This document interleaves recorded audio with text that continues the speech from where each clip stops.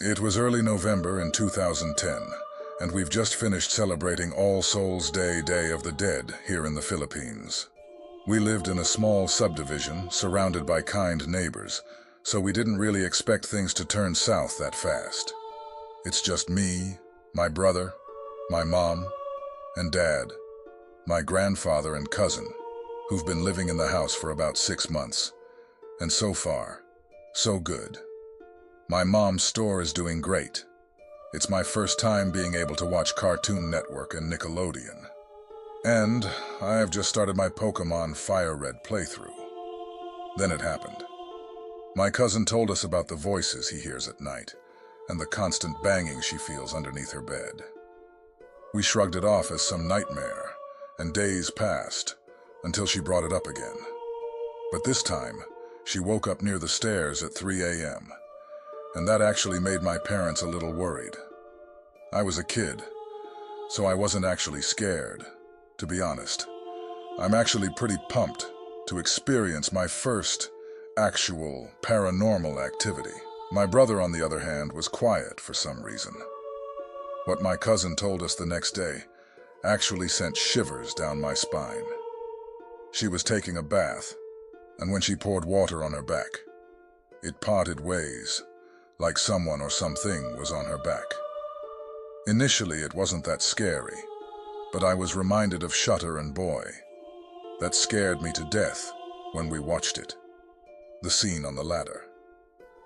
It was then that my brother admitted that he can see spirits, actually, shadows, and light figures.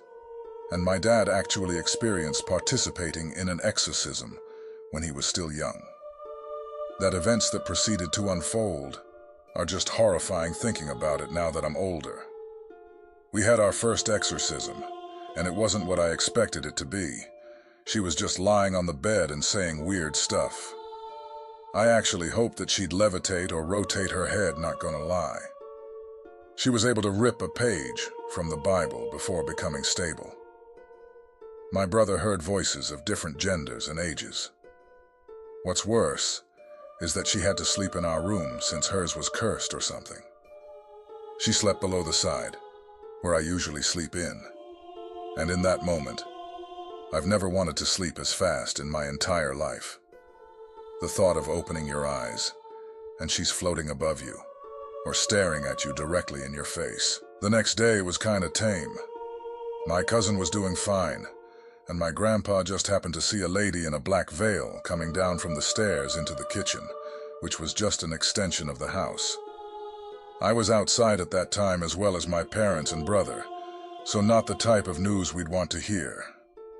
The next day was the worst she's ever been physically, and it looked terrifying. She started doing incantations, to which my dumb 10-year-old brain responded with more made-up incantations. I did not take it seriously at all. They decided to cleanse her room, which was even harder to do because of her brother participating in the cleanse and eventually getting possessed too. He looked at one of the images of my grandmother, to which he described the eyes turning black, and that's when he lost control. He was friggin' strong, being able to take on my dad and priest's assistant.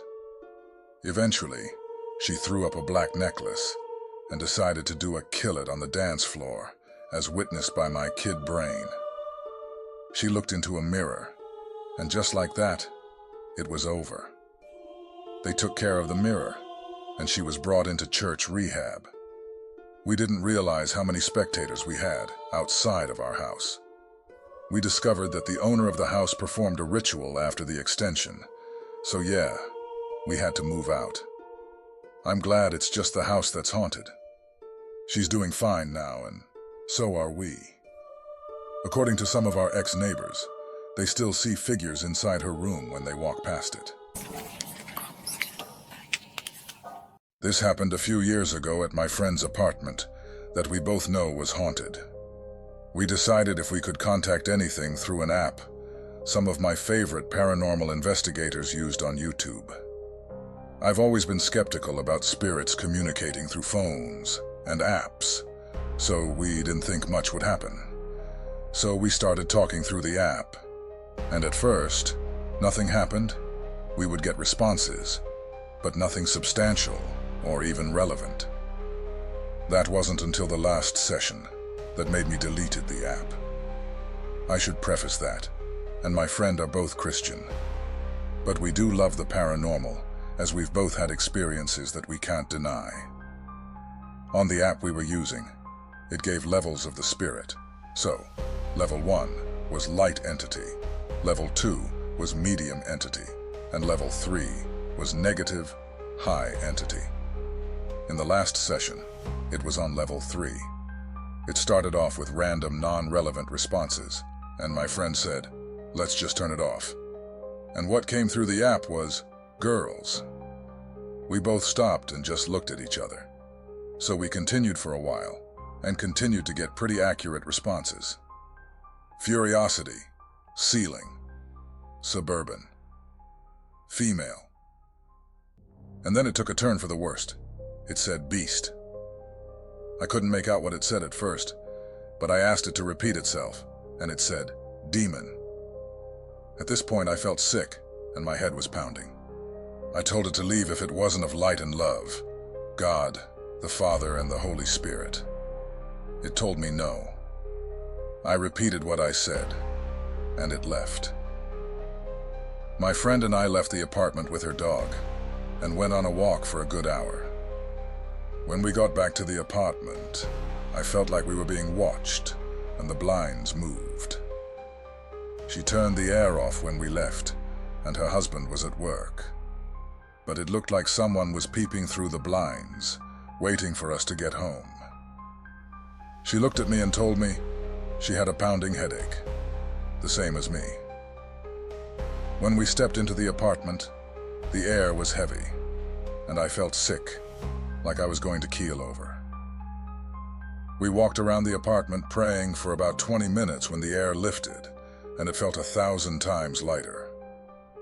That night, however, I experienced sleep paralysis for the very first time. I could move slightly, but not much. I didn't see anything, but it was like the entire apartment was vibrating. I could see and feel it. I also heard a growling in my ear. I don't know how long it lasted, but everything subsided after a while. I went into a panic attack. That was the one and only time I experienced something like that. I deleted the app and haven't used it since. I now firmly believe that they can manipulate phones, but that was the most terrifying experience I've ever had. I told my mom about it, and the only thing she said was, "With the headaches, it could have been trying to possess you. If you're doing any investigations, just be careful." I still have the recording, but I haven't listened to it since that day. All I can say is if you're doing any type of investigation, be careful, because you never know what you're going to encounter or experience. These are memories I wish I could bury and never remember them. The year is 2007, Quinlan, Texas. I'm living with my aunt and uncle and their 3 daughters. It's a very normal weekend for us. Drove to Terrell to pick up some supplies at the Home Depot. The youngest is asleep. My aunt tells me to stay in the truck so that the baby remains sleeping. They all get out. My uncle leaves his phone behind. It's his work phone, so he hardly ever carries it with him. So I'm just sitting there, fighting the urge to fall asleep as well. You guessed it, I dropped. Then my uncle's phone begins to ring. The call is from someone unknown.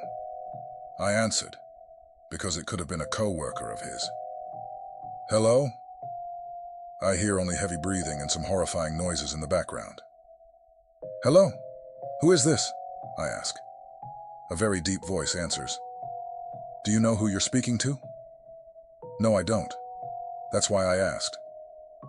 There's a pause before I ask, "Are you looking for my uncle?" Another slight pause. Meanwhile, I start to hear screams in the background. These weren't your typical screams of fright. They were blood-curdling. Chills ran down my entire body. The voice finally answered, "No, I'm looking for you." I shrugged it off, but was a little frightened. "Look, whoever you are, don't call back." I hung the phone up. Within seconds, it's ringing again. I just stare at the phone with an unknown caller ID. It won't stop. I finally work up the courage to answer. "Look, stop calling or I'll..." I get cut off by the voice. "You really don't know who you're talking to. I'm the devil." My entire body went cold, and I immediately hung up again. The phone rang again. "Look, whoever you are, stop calling or I'll call the police." Another pause. The screams are now amplified. "You don't believe me, do you?" the voice said. "I'll prove it to you. I will show up in the shape of a black dog." The call dropped. Now I'm panicking, watching the exit doors of the Home Depot, hoping that my aunt and uncle come out. Luckily, they did. I was relieved.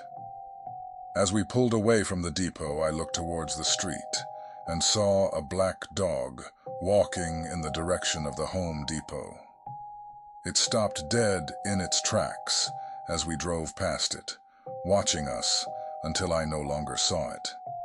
That entire week was filled with horrific events, but the one that really shook me to my core was the night I heard these yells outside of my bedroom window. My aunt and uncle lived on a farm, so they had sheep and goats. I woke up to this strange noise coming from the barn. It's 2 a.m. I'm petrified. Every minute that passed, the noise was getting closer and closer. This kept going for the next 3 hours. By the time my uncle woke up for work, the noise felt like it was being yelled into my ear. I can't describe the noise, and I don't want to. I immediately told my uncle, who went out and checked to see if anything was out there. Nothing. I try my best to forget those moments, but they always resurface. I've told countless people, but they all just laugh. I've never been a real believer in religious figures, but those events somewhat made me believe that there may be something powerful out there. If you're craving more spine-chilling tales, join us for more haunting mysteries and horror stories. Don't forget to hit that subscribe button and turn on the notifications.